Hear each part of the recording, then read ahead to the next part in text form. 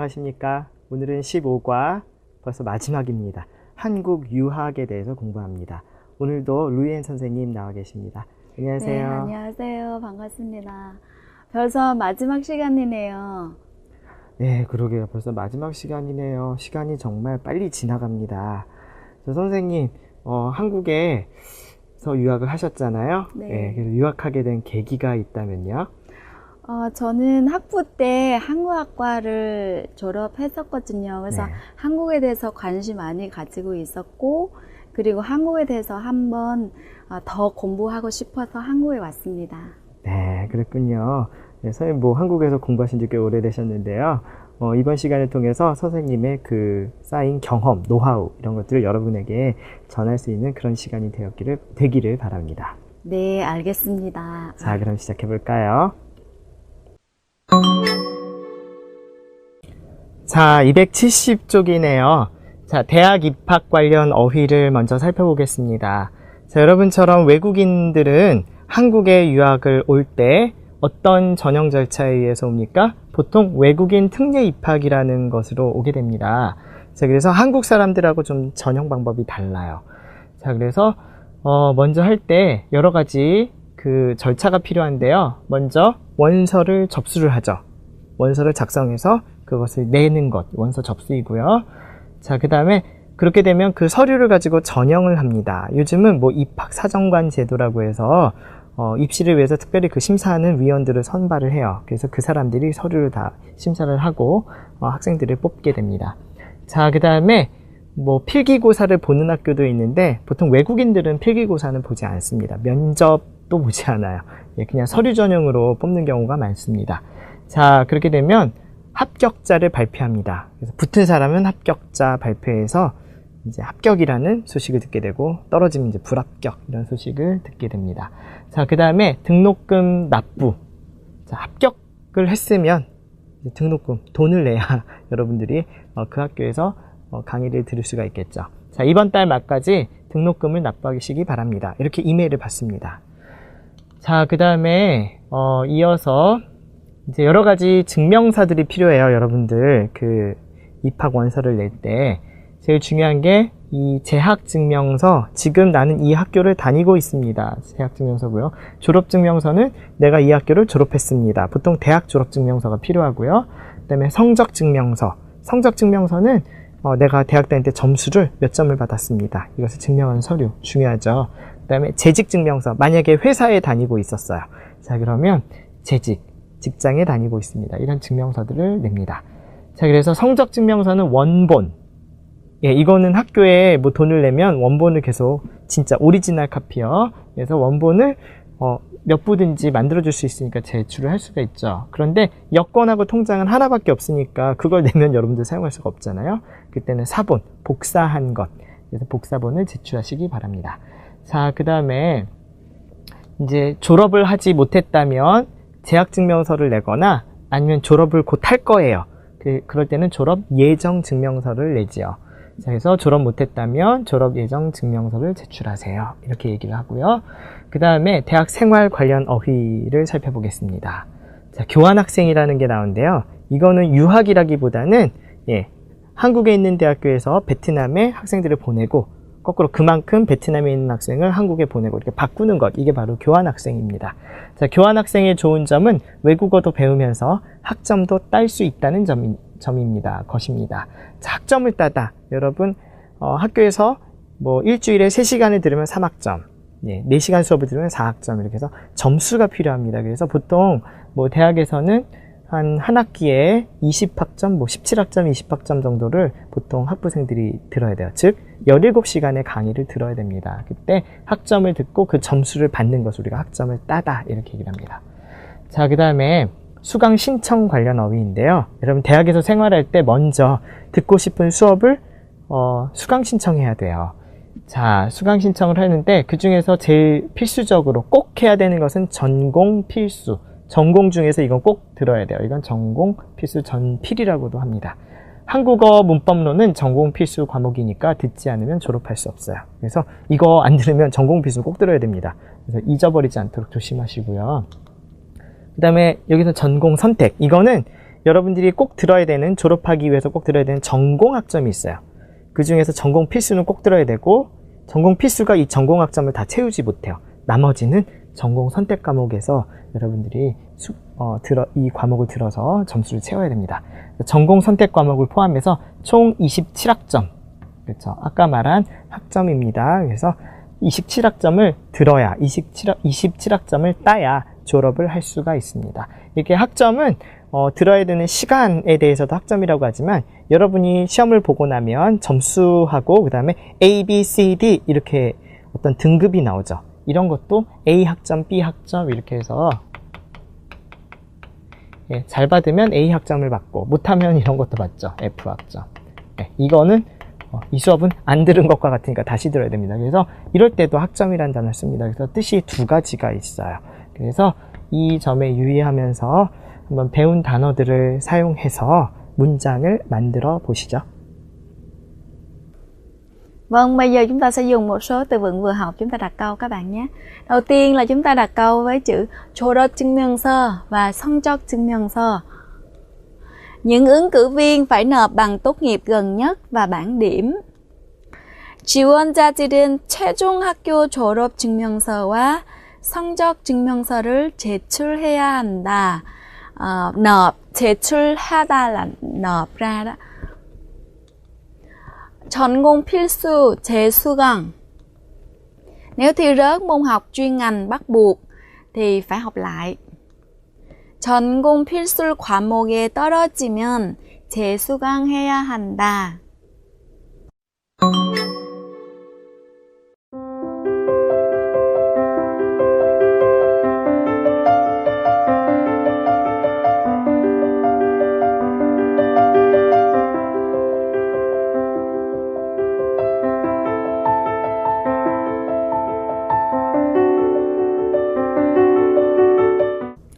자, 272쪽 첫 번째 문법입니다. 무엇 거든.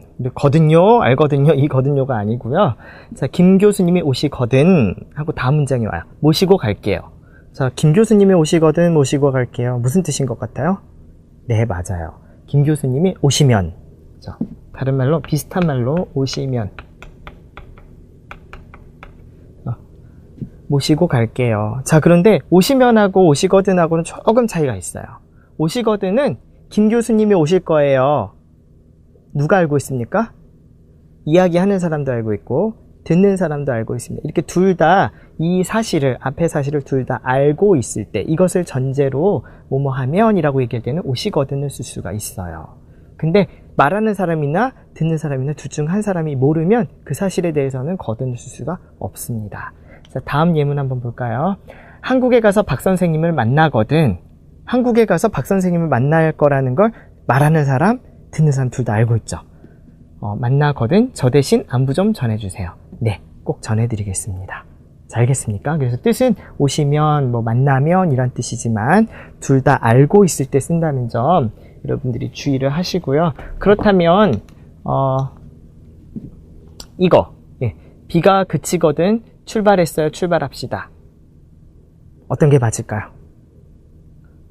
비가 그치거든 출발합시다가 됐죠. 왜냐하면 이거는 그치면 가정의 뜻이기 때문에 과거 쓸 수 없네요. 자, 그 다음에 지금은 너무 비싸니까 가격이 내리거든 삽니다. 살게요. 이렇게 현재도 쓸 수 없습니다. 사겠습니다. 이렇게 미래, 그 다음에 뭐뭐 합시다, 뭐뭐 할까요? 현재에 일어나는 게 아니라 미래에 벌어질 상황에 대해서 이야기하는 그런 말들만 뒤에 쓸 수가 있습니다. 그래서 여러분들이 쉬운 것 같지만 조금 어려워요. 그러니까 이런 거 현재나 과거 써서 문장을 만들지 않도록 하시기 바랍니다. 자, 그 다음에 거든하고 음연하고 그러면 같습니까? 아니요. 좀 쓰면 안 될 때가 있어요. 타임머신이 있거든 10년 전으로 돌아가고 싶다. 타임머신이 있어요? 진짜로? 예. 오기로 했어요? 있기로 했어요? 자, 아니죠. 이렇게 실현이 불가능한 것에 대해서는 우리가 거든은 안 되고요. 음연만 됩니다. 음연은 그냥 가정하는 것, 만약에 있으면 이런 뜻인데, 거든은 있다는 걸 안다는, 진짜로 있다는 걸 전제로 하기 때문에 이거는 쓸 수가 없어요. 그래서 이때는 있으면 쓰고요. 나이가 들거든 누구나 죽는다. 나이가 들면 누구나 죽는다. 이때도 들거든 안 되고 들면 써야 됩니다. 왜요? 나이가 들면 죽는다는 것은 누구나 다 아는 정해진 사실이죠. 이렇게 정해진 사실에 대해서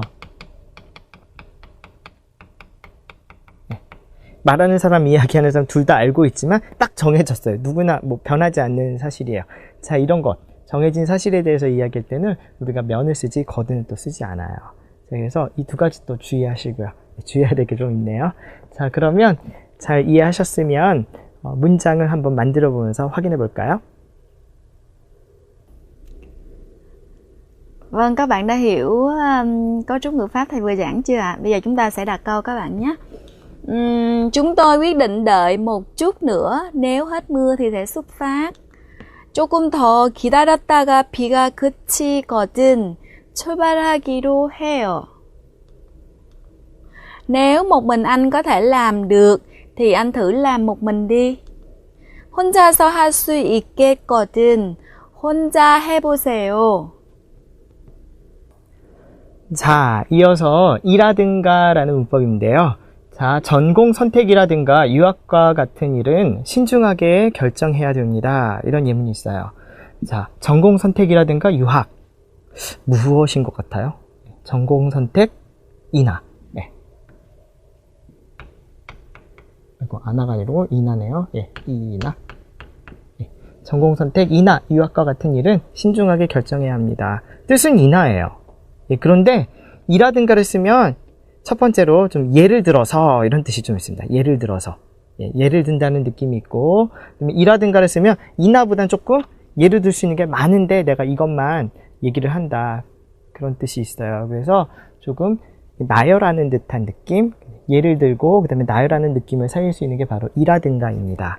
그래서 이라든가 쓰면 예를 들어서 라는 말이 생략되어 있어도 예를 든다는 거예요. 그래서 여러분들이 뭐 나는 아침에 일어나서 빵이나 뭐 아니면 과자를 먹어요. 할 때 빵이라든가 과자를 먹어요. 이게 조금 이상하네요. 그래서 빵이나 과자, 그때는 빵이나 과자고요. 예를 들어서 빵이라든가 뭐 과자라든가 이런 것들은 몸에 별로 좋지 않습니다. 이렇게 얘기할 때는 이라든가, 예를 든다는 느낌일 때는 이라든가를 쓰는 것이 더 좋겠습니다. 자, 다음에 집들이에 갈 때 무슨 선물이 좋을까요? 보통 또 예를 듭니다. 세제라든가 휴지와 같은 생활용품이 좋아요. 이렇게 받침이 있으면 예, 이라든가, 그 다음에 없으면 라든가. 뭐 이거는 여러분들 쉬우니까 잘 구분할 수 있겠죠. 자, 그렇다면 이거는 명사하고만 쓰일 수 있습니까? 아닙니다. 동사도 돼요. 예를 들어서 시간이 나면 보통 뭐래요? 예를 들어서 저는 운동을 한다든가 친구를 만난다든가 해요. 예, 뭐 운동을 한다든가 친구를 만나요 해도 되겠지만 보통 이게 든가든가 이렇게 두 번 쓰네요. 자, 그 다음에 유학 생활하면서 어려운 일이 있다든가 의논할 사람이 필요하다든가 하면 망설이지 말고, 망설이다 기다리지 말고 머뭇거리지 말고 언제든지 찾아오세요. 이렇게 얘기해요. 자, 그래서 여기서 보면 한다든가 동사의 경우, 만나다, 한다, 이 동사의 경우에는 예, 는다든가 를 쓰죠. 그 다음에 있다, 필요하다 형용사입니다. 이때는 그냥 다든가. 예, 그래서 이 는이 들어가고 빠지고 여기 네, 이게 다르기 때문에 네, 조금 주의해서 여러분들이 사용하시면 되겠습니다. 예, 분필이 날아갔네요. 자, 그래서 이거는 여러분들이 예를 드는 상황이기 때문에 예를 드는 상황에서만 이 문법을 써야 됩니다. 자, 그러면 선생님과 함께 문장을 만들어 보세요. Vâng, bây giờ chúng ta sẽ ứng dụng ngữ pháp này để đặt câu các bạn nhé. Một câu hơi dài và hơi khó. Nhiều người cho rằng trường hợp của những nước đang phát triển thì phải đẩy mạnh ngành công nghiệp nặng hay công nghiệp dịch vụ để phát triển kinh tế hơn là công nghiệp nhẹ. 사람들이 개발도상국의 경우는 cái trường hợp của những cái nước mà đang phát triển á, thì của các nước đang phát triển á, thì phải đẩy mạnh hơn nữa, 강화하다 đẩy mạnh hơn nữa ngành công nghiệp dịch vụ hay là công nghiệp nặng hơn là công nghiệp nhẹ để phát triển kinh tế. 사람들이 개발도상국의 경우는 경제 발전을 하기 위해서는 경공업보다 중공업이라든가 서비스업을 강화해야 한답니다. Trong khi sống ở Việt Nam, nếu có việc gì khó khăn hay là cần sự giúp đỡ thì đừng ngần ngại, hãy tìm đến với tôi bất cứ khi nào. Đây là một câu nói mà chúng ta có thể nói với một người từ xa đến, phải không ạ? 베트남에서 생활하면서 어려운 일이 있다든가 도움이 필요하다든가 하면 망설이지 말고 언제든지 찾아오세요. Vâng, trên đây chúng ta vừa luyện tập xong hai cái cấu trúc ngữ pháp chính của bài này, và cũng giống như các bài khác, rất là mong các bạn về nhà chúng ta cũng cố gắng là luyện tập và đặt câu như thế này các bạn nhé. 자, 이번에는 274쪽 말하기입니다. 자, 여러분 유학 생활을 하다 보면 어려운 일이 생길 때도 있겠지요. 그럴 땐 어떻게 하면 좋습니까? 친구나 선배에게 조언을 구하면 좋을 것 같아요. 자, 이번에는 친구하고 그다음에 유학 생활하면서 어려운 일이 있는 학생이 둘이 이야기하고 있습니다. 자, 한번 무슨 내용인지 들어볼까요? 수강 신청 때문에 큰일이에요. 수강 신청이 왜요? 선택 과목이 너무 많아서 무엇을 선택해야 할지 알 수가 있어야지요. 무엇을 선택해야 할지 모르겠거든 선배들에게 물어본다든가 학과 사무실에 문의해 보세요. 자, 영상 잘 보셨나요? 자, 무엇에 대해서 이야기를 하고 있었습니까? 네, 수강 신청하는데 어려움이 있었지요. 자, 어려운 점이 뭐예요? 선택 과목이 너무 많아서 무엇을 선택해야 할지 모르겠다. 예, 외국인인 여러분들 아무리 한국어를 잘해도 이 수강 과목들 이름이 낯설기 때문에 어려울 것 같습니다. 자, 그럴 때 어떻게 하면 좋겠습니까? 선배들에게 물어봐요. 아니면 학과 사무실에 문의해요. 이렇게 예를 들어서 설명을 합니다. 어떻게 대화를 구성했는지 보겠습니다. 수강 신청 때문에 큰일이에요.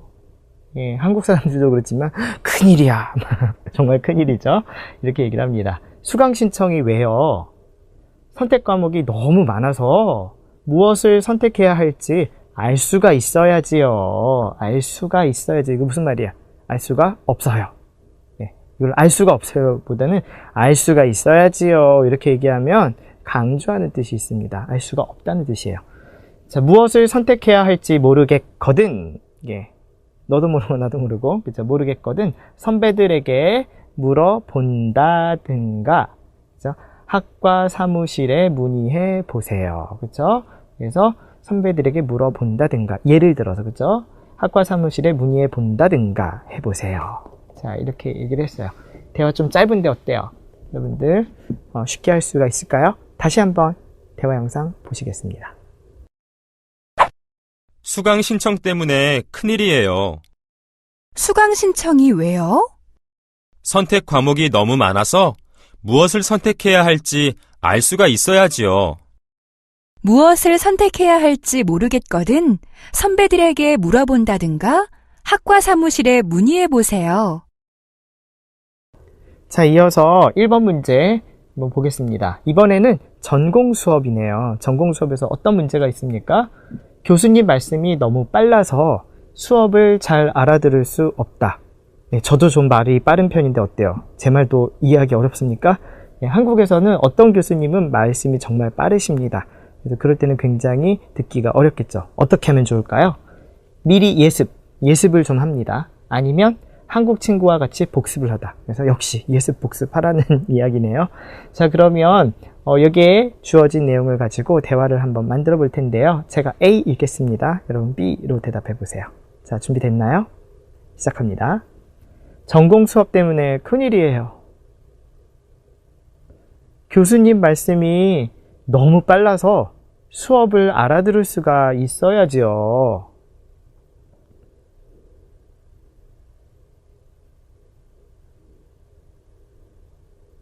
네, 잘했습니다. 확인해 볼게요. 전공 수업이 왜요? 자, 알아들을 수가 있어야지. 못 알아듣겠어요. 그러니까 수업을 못 알아듣겠거든. 이렇게 거든의 앞에 미를 쓸 때는 겠거든 씁니다.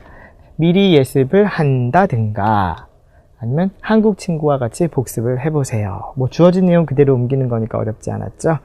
자, 이렇게 해서 여러분들 어려움이 있을 때 혼자 고민하지 말고 예, 친구와 같이 이야기하면서 해결하면 더 좋겠습니다. 자, 잘할 수 있겠지요? 여기까지입니다.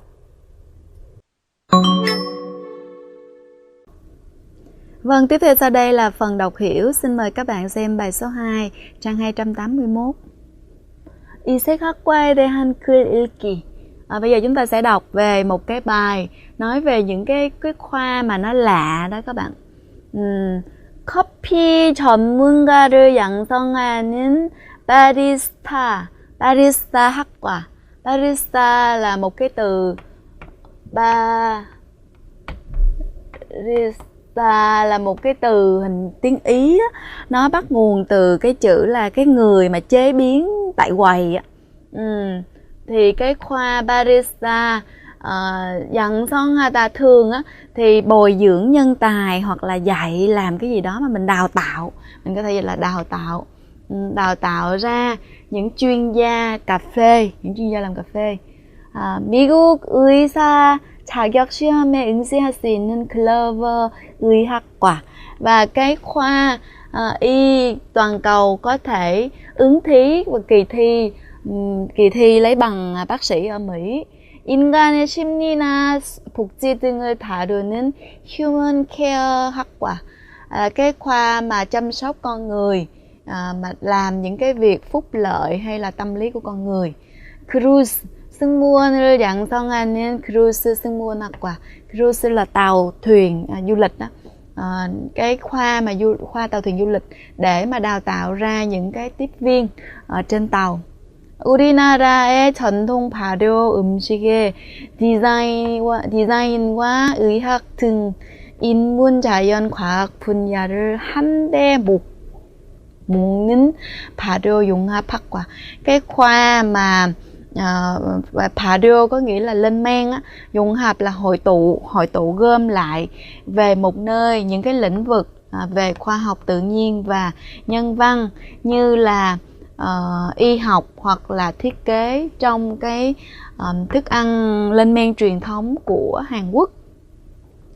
Trên đây là người ta vừa giới thiệu một số các cái khoa lạ, khoa mới có những năm gần đây. 최근 각 대학에 이색학과들이 많이 생기고 있다. Những năm gần đây thì ở các trường đại học thì có rất là nhiều những cái khoa lạ xuất hiện. 조사에 따르면 뭐뭐에 따르면, nếu theo cái điều tra đó, khảo sát á, 최근 5년 사이에 trong vòng 5 năm thì 해마다 mỗi năm 많게는 20여 개. Nếu mà nhiều là khoảng 20 khoa, 적게는 8개의 새로운 학과가 나오고 있다. Thì nếu mà nhiều thì là có khoảng 20, còn ít là khoảng 8 hàng năm á, khoảng 8 cái khoa mới được xuất hiện, khoa mới nó được hình thành. 그렇다면 이색학과가 많이 생기는 이유는 무엇일까? Như vậy thì cái lý do mà nó sinh ra nhiều cái khoa ngành lạ như thế là gì?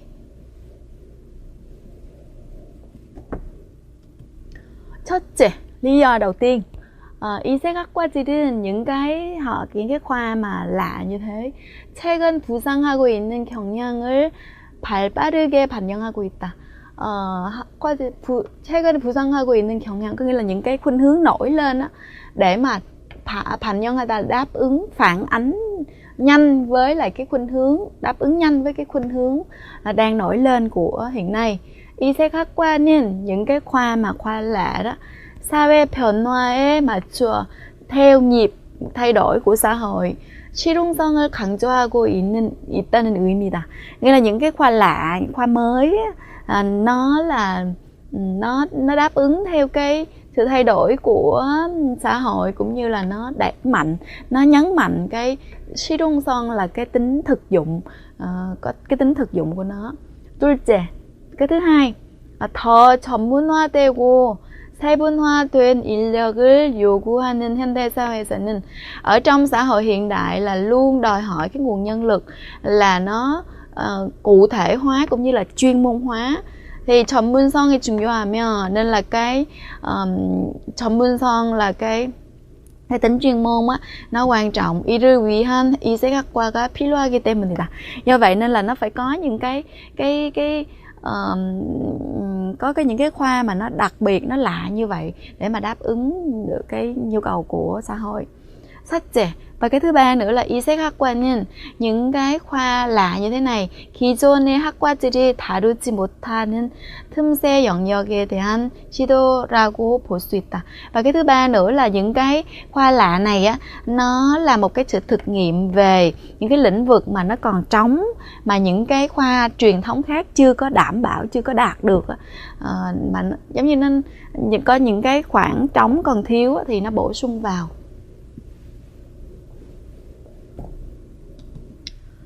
이러한 점 때문에 이색학과는 일반 화학과에 비해 비교적 취업률이 높은 것으로 흔히들 예상하고 있다. Với những cái điểm mà chúng ta vừa nêu trên á, thì 흔히들 là 들 đây là nói về số nhiều, nghĩa là mọi người thường hay nghĩ rằng cái 취업률 có nghĩa là cái tỷ lệ mà xin được việc làm á, nó sẽ cao hơn so với những cái, nó cao so với những cái khoa bình thường. 그러나, nhưng mà bây giờ bắt đầu nói những cái ngược lại. 그러나 이색학과에도 한계는 있다. Nhưng mà trong những cái khoa lạ như thế này nó cũng có cái sự hạn chế của nó. 이색학과는 사회 흐름에 따라 theo cái dòng chảy của xã hội, 생겨나고 nó sinh ra theo cái dòng chảy của xã hội, 갑자기 사라지기도 하기 때문에, và nó cũng tự nhiên nó biến mất đi. 이색학과를 졸업하고도 tốt nghiệp những cái khoa lạ này, 취업 폭이 너무 좁거나 cái sự mà có thể 취업 폭 có nghĩa là cái việc mà độ rộng của cái việc tìm việc, thì mình có thể dịch là cái khả năng tìm việc nó không bị hạn hẹp lại. 직업 생활에서 다른 분야로 진출할 때 불리할 수 있다. Và trong khi mà mình làm việc á, mà mình khi mà mình chuyển qua một cái lĩnh vực khác á, thì nó cũng sẽ gặp nhiều cái bất lợi. Thứ nhất là cái khả năng về tìm việc nó cũng hạn hẹp hơn nè. Rồi khi mà chúng ta làm, ví dụ như với một cái chuyên gia mà sản xuất cà phê, chế biến cà phê ở quầy, bây giờ chuyển qua một cái ngành khác thì cũng khó, phải không ạ? 따라서, do vậy nên là 수험생들은, như là những cái thí sinh mà đăng ký thi vào, 지금 당장 인기에 현혹되지 말고, đừng có bị choáng ngợp với những cái 지금 등장의 인기, nghĩa là những cái sự thịnh hành ngay hiện tại này. 자신의 적성과 흥미에 맞는지, phải xem coi có phù hợp với sở trường cũng như sở thích của mình hay không. 학과의 교육 과정이나 전망, cái chương trình đào tạo cũng như là cái triển vọng 어떤지, nó như thế nào, 등을 꼼꼼히 살펴 지원을 결정해야 한다. Và phải khi mà quyết định mà đăng ký vào thì chúng ta phải xem cho kỹ là nó triển vọng nó như thế nào, chương trình đào tạo như thế nào, và nó có phù hợp với lại sở thích và sở trường của mình hay không.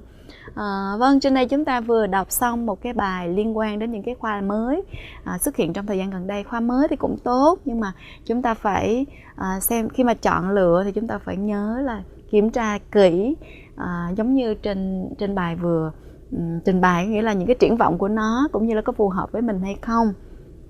Vâng, trên đây là chúng ta vừa đọc xong bài đọc của bài cuối cùng, bài số 15. 자, 283쪽 마지막 쓰기 과제입니다. 자, 이번에 뭐에 대해서 쓰나요? 학업 계획서 쓰기이죠.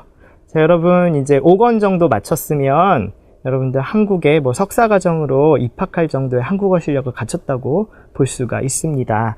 자, 여러분 한국어를 더 깊이 배우고자 유학을 결심했다면 이제 학업계획서 유창한 한국어로 한번 쓸 줄 알아야 되겠지요. 자, 어떻게 쓰면 될까요? 유학 동기, 그리고 학과 지원 동기에 대해서 쓰고, 그 다음에 학업 계획.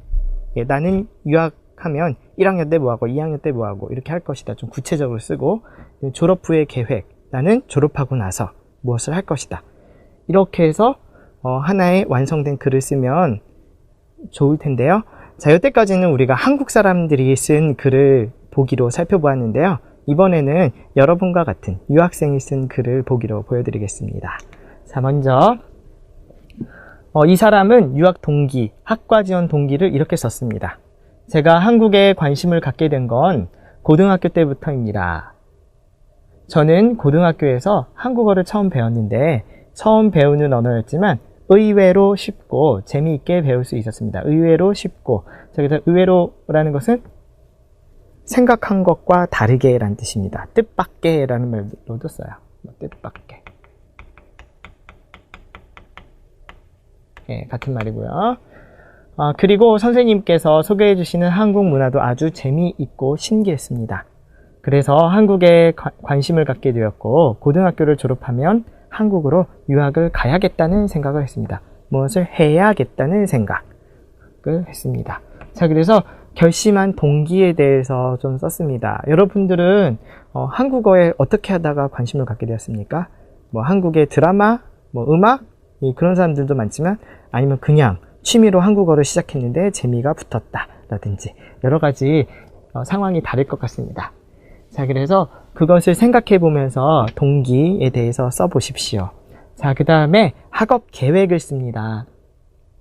자, 1학년 때 뭐하고 2학년 때, 3학년 때, 4학년 때 이 사람은 고등학교를 졸업하고 대학 학부과정으로 지원할 생각이구나 라는 것을 알 수가 있습니다. 여러분은 지금 현재 대학생인 분이 많기 때문에 뭐 한국에서 석사, 뭐 2년, 3년 석사 공부하러 오시는 분들이 많을 거야. 조금 내용이 달라지겠네요.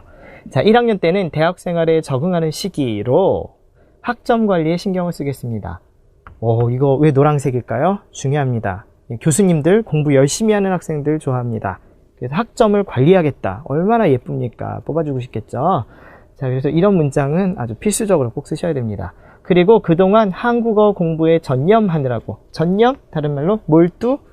그냥 열심히 하는 겁니다. 열심히 하느라고 잠시 소홀했던 영어 공부를 다시 시작하겠습니다.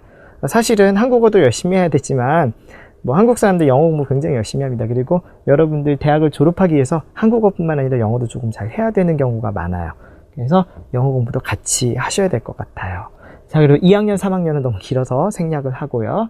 4학년 때는 대학원 진학 준비를 하겠습니다.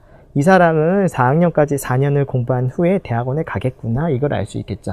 진학. 다음 단계로 올라가는 것을 진학이라고 합니다. 한국에 올 때 석사 학위 취득을 목표로 했으므로 갑자기 어려운 말이 나오네요.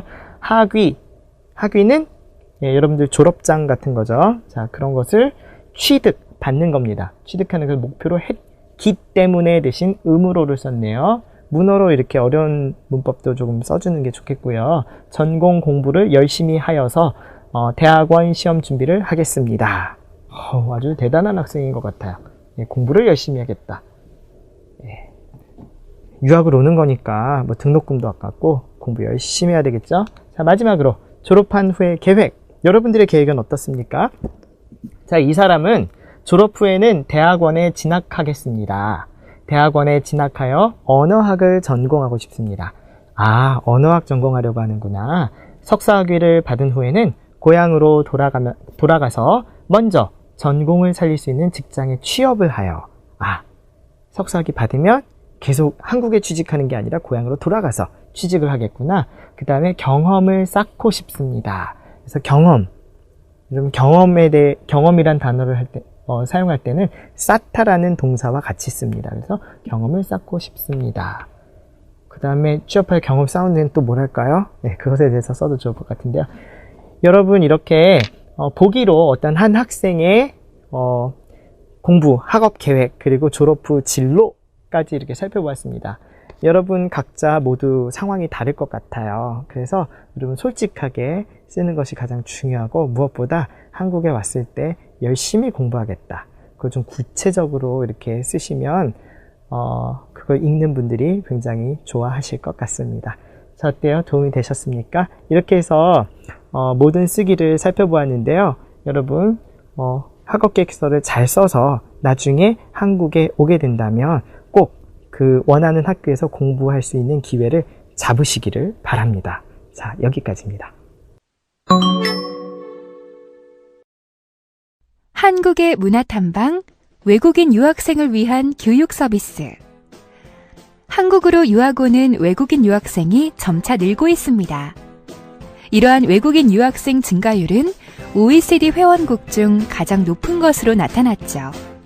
그래서 한국 정부와 각 관계부처에서는 외국인 유학생들의 불편 해소를 위해 다양한 교육 서비스 방안을 제시하고 있습니다.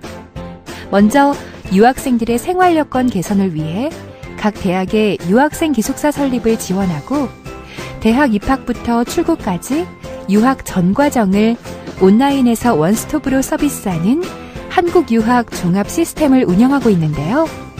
또한 교육과학기술부와 지식경제부는 해마다 우수한 외국인 유학생들의 국내 취업을 돕는 외국인 유학생 채용 박람회를 공동 개최하여 외국인 유학생과 다양한 분야의 대기업 또는 중소기업의 면접 기회를 마련하고 있습니다. 이 행사에서는 유학생들을 위한 취업 특강 세미나를 진행해 구직 활동을 하는 유학생이 국내 기업의 채용 동향을 파악하고 한국에 특화된 면접 기술과 인터뷰 예절을 배울 수 있는 기회도 제공하고 있죠. 이 밖에도 서울시에서는 2008년부터 글로벌 인턴십 프로그램의 하나로 외국인 시정 참여 프로그램을 실시하고 있는데요. 이 프로그램에서 외국인 유학생들은 방학 기간을 이용해 시청에서 업무를 맡아 진행하고 또 시정 발전을 위한 아이디어도 제안하는 등 다양한 경험을 하고 있습니다. 이러한 한국 정부의 다양한 노력에 힘입어 한국으로 유학 오는 외국인 유학생의 수는 앞으로도 지속적으로 증가할 전망입니다. 여러분의 나라에는 외국인 유학생을 위한 교육 서비스로 어떤 것이 있나요? 자, 여러분 중에서 한국에 유학 오려고 준비하는 분들이 분명히 계실 거라고 생각합니다. 자, 이번 단원을 통해서 유학에 대한 유용한 정보를 얻으셨기를 바랍니다. 선생님, 유학 선배로서 후배들에게 조언 한 말씀 부탁드려도 될까요? 네. 제가 한국에 유학하면서 느낀 게 가장 중요한 게 학과 선택하는 것입니다. 그래서 많은 친구들이 가는 학과라고 생각해서 나도 따라가야 되겠지라고 생각하고 학과를 선택하는 것보다는 내가 정말로 좋아하는 학과, 그리고 내 적성에 맞는 학과, 그런 학과를 선택하셔야 되고요. 그리고 두 번째는 유학 생활을 하면 굉장히 어렵고 힘듭니다. 근데 그런 어렵고 힘들다고 혼자서 우울하지 마시고 그 주변 친구들하고 이야기를 나누면서 경험을 함께 나눴으면 좋겠습니다. 네, 아주 귀중한 말씀 감사합니다. 자, 여러분, 이렇게 15과까지 다 배웠으니 이제 헤어질 시간이 된 것 같아요. 네, 시간이 정말 빨리 지나갑니다. 네, 그렇네요. 그 시간의 손살같이 굉장히 빠른 것 같아요. 네, 맞아요. 자, 저희는 여기에서 마지막으로 인사를 드리고요. 6과에서는 6과가 아니라 6권이죠. 예, 6권에서는 미모의 여선생님이 여러분들을 기다리고 있습니다. 저도 여기까지 인사드리도록 하겠습니다. 예, 그동안 열심히 공부하느라 수고 많으셨습니다. 자, 감사합니다. 네, 감사합니다.